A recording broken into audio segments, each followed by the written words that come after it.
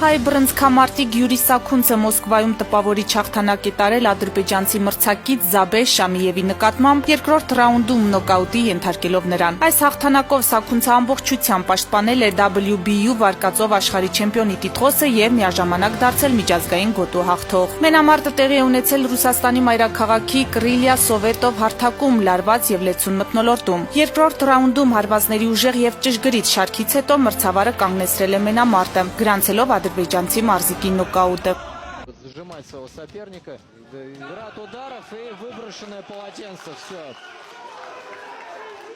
С нокаутом во втором раунде. 15-я секунда. Ввиду отказа соперника продолжать поединок одержал Юрий